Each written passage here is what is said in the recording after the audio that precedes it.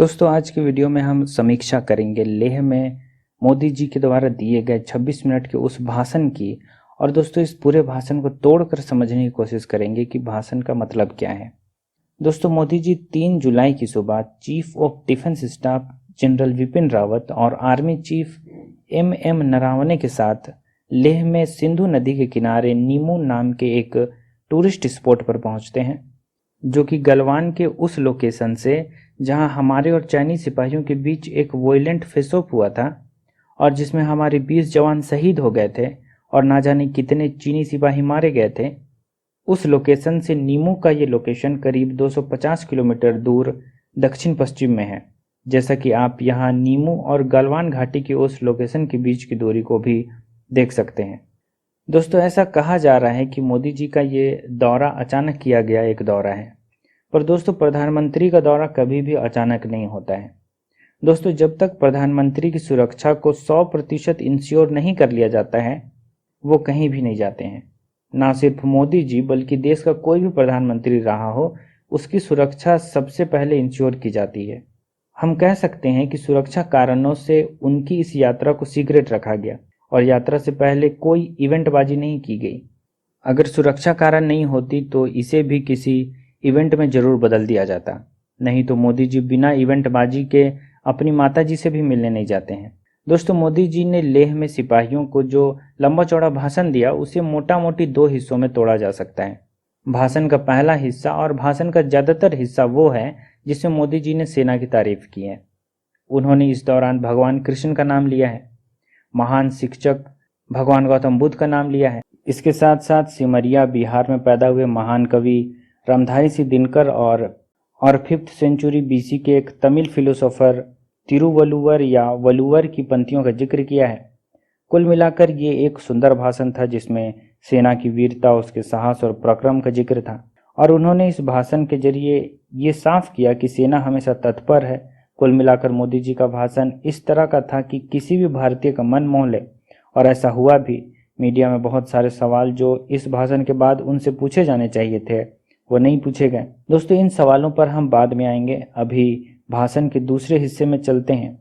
दोस्तों मोदी जी के भाषण का दूसरा हिस्सा ज़्यादा महत्वपूर्ण था, जिसमें उन्होंने विस्तारवाद की नीति पर कड़ा प्रहार किया और कहा कि विस्तारवाद ने ही बीते समय में दुनिया में अशांति फैलाई है और अब विस्तारवाद के बजाय विकासवाद का समय है। हालांकि उन्होंने चाइना का नाम नहीं लिया, पर जब वे विस्तारवाद कह रहे थे तो वे जरूर ऐसा चाइना को ही कह रहे होंगे।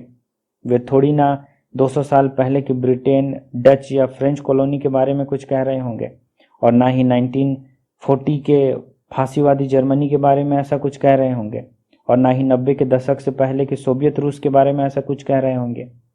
आज के समय में तो केवल चाइना ही है जो दूसरे देशों की सीमा पर कब्जा कर रहा है। दोस्तों मेरा मानना है कि मोदी जी को साफ साफ चाइना का नाम लेकर कहना चाहिए था, क्योंकि दूसरी तरफ चाइना भारत का नाम लेकर साफ साफ अपना बयान देता है।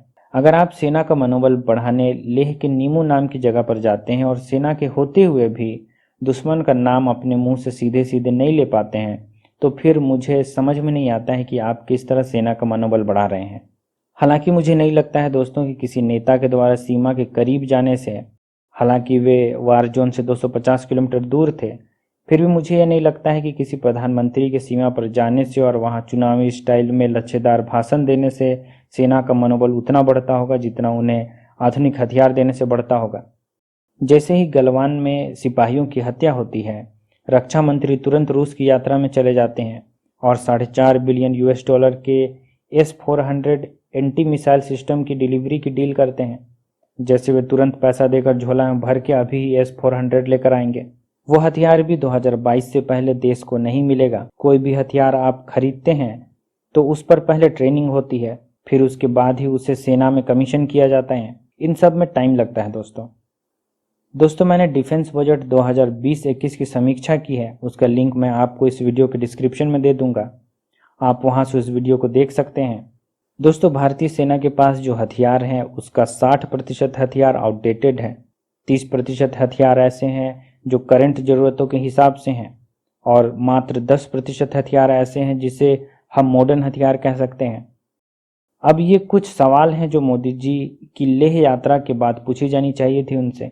पहला और सबसे महत्वपूर्ण सवाल कि मोदी जी क्यों चीन का नाम अपने मुंह से नहीं लेते हैं और चीन का नाम लेने से क्यों कतराते हैं? दोस्तों, पीस टाइम डिप्लोमेसी की बात अलग है। जब किसी का बिना नाम लिए उसे घुमा फिरा कर बात कह दी जाती है और बात बढ़ती भी नहीं है, बात बिगड़ती भी नहीं है, तब संकेतों में बात की जाती है। लेकिन अभी परिस्थितियां अलग हैं। दोनों तरफ की सेनाओं के बीच सीमा में हाथापाई और खून खराबा भी हो चुका है। ऐसे में जब चीन भारत का नाम लेकर खुलकर बात करता है तो फिर मोदी जी क्यों चीन का नाम नहीं ले रहे हैं? दूसरा सवाल है दोस्तों कि क्यों मोदी जी ये एक्सेप्ट नहीं कर रहे हैं कि सीमा में चीन ने कोई घुसपैठ की है। दोस्तों, हम प्रधानमंत्री से कैसे उम्मीद लगाएं कि वे चीन की घुसपैठ से देश को बचाएंगे जब वे खुद ये मानते ही ना हो कि चीन ने कोई घुसपैठ की हो।